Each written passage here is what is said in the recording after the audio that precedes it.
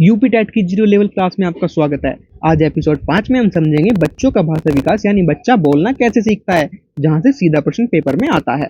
तो सबसे पहले जानो कि बच्चा पैदा होते ही क्या करता है, जिसे रोता है, जिसे हम क्रंदन कहते हैं। भाषा सीखने का एक निश्चित क्रम होता है, जिसे ट्रिक से याद रखो। सु बो प ली, यानी सबसे पहले सुनना, फिर बोलना, फिर पढ़ना और आखिर में लिखना। अब बात करते हैं शब्द भंडार की। जन्म के समय बच्चा कोई शब्द नहीं जानता, लेकिन 1 वर्ष का होते होते वह 3 से 4 शब्द बोलने लगता है। 2 वर्ष में उसका शब्द भंडार लगभग 272 शब्द हो जाता है और 5 वर्ष में आते आते यह 2100 से ज्यादा शब्द सीख लेता है।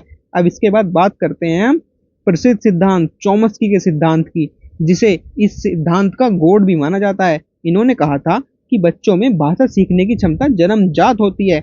हमारे दिमाग में एक डिवाइस होता है। इन्होंने बताया कि हमारे दिमाग में एक डिवाइस होता है जिसे लैड यानी जिसकी फुल फॉर्म में लैंग्वेज एक्वाजिशन डिवाइस कहते हैं।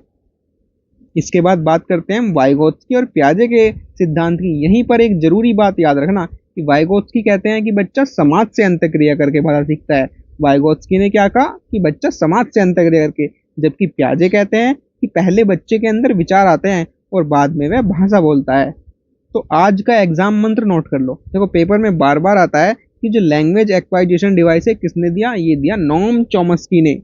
और इस भाषा की जो सबसे छोटी इकाई है वो क्या है, फोनिम, और अर्थ की सबसे छोटी इकाई मॉर्फिम।